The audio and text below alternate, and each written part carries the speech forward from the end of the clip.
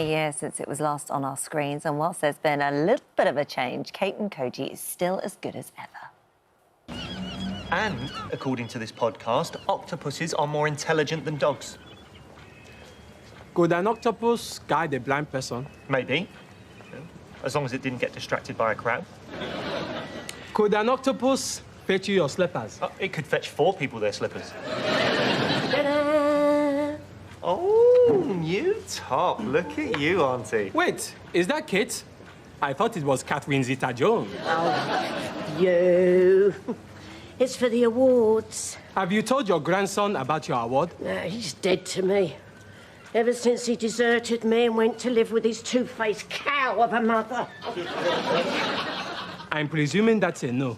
Brenda Blethyn and her brand new co-star, Okorie Chukwu, are both here now. And it's always lovely to see you.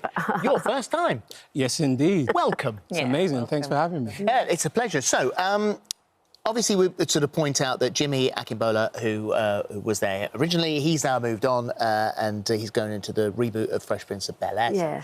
Perfect opportunity for you, change of person, and in you come. How did that feel when you were asked to go in? I think, you know, I read the script and I really felt a connection with Koji. Yeah.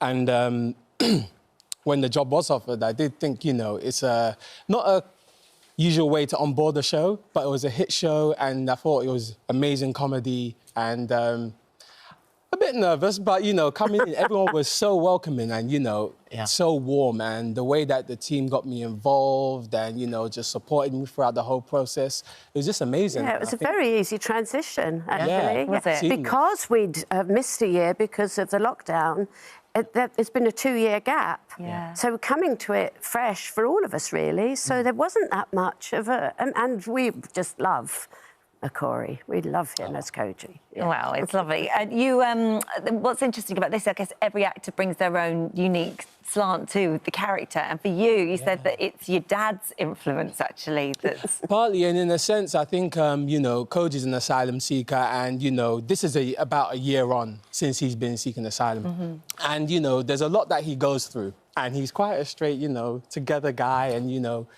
and he's made all these friendships with, you know, people in the cafe and medium, and, you know, they support him so much. But we wanted to kind of show a bit of that sensitivity of how he feels. And he's still doing his illegal doctor's consultations in there as well, so... Yes, he's still advising, you know, getting customers in, you know. Victor Maguire, who plays Mulholland, is still getting on his nerves, you know. There's so many people can't get a doctor's appointment. It's rather convenient. For you, because were you born in Ramsgate? Yeah. Yeah, so those sort of cafes, that sort of thing, is nothing new. Yeah, I know them very, very well, and it's a seasonal thing as well. In the winter, they don't get much trade. Yeah. And it's a struggle quite often, and it's a struggle for Kate to make ends meet financially. In fact, for most of her customers, it's a bit of a struggle. Yeah. That's why they go there. It's a bit of a refuge. And so all these people who are looking for doctor's appointments, they've landed on their feet finding Koji. Yeah. And so how was it for you working with Brenda?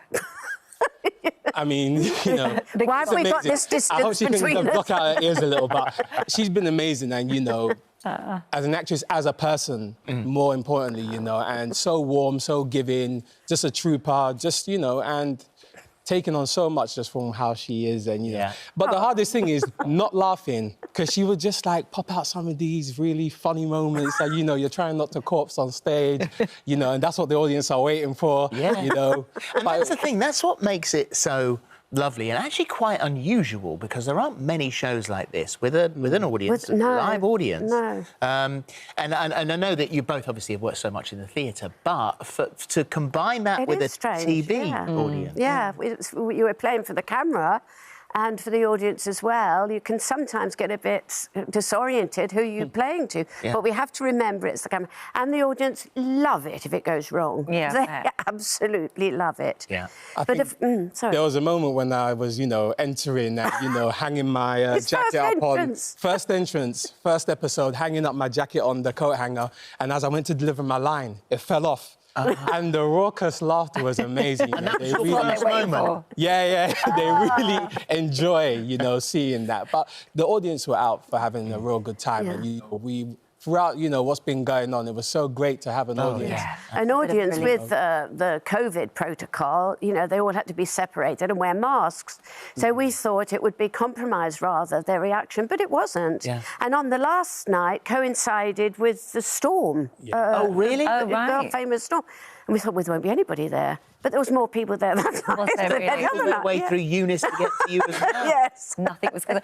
It is really funny, it's brilliantly funny, but what comedy does is that it's an access point to sort of quite serious themes, really. And if you look at the sort of current migrant crisis that's going on in this country, it does encourage people to think differently about these people, about their actual stories, who they are as people, where they've come from, what they've seen to get to that point where they are now.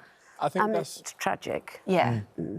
Yeah, I think comedy is a great way of introducing people to some of these ideas. Koji being an asylum seeker himself, I think, when we use comedy, and seeing how his relationship has grown with Kate and Medium and everyone in the space, and he's just an everyday person, and, Well, it couldn't be more time. And how many more are there, like Koji, Yes. just waiting for asylum? Brilliant minds waiting to come in. And the Ukraine situation is just unthinkable. Yeah. So you only recently finished it, didn't you? 2 weeks ago, and I start Vera on Monday. So, Yay! Yeah. I know you're probably worn out.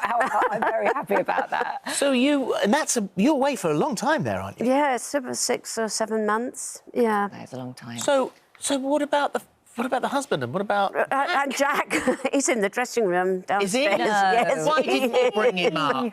Oh, well, I couldn't have a repeat of this. I mean... We'll never There it quite goes. forget this.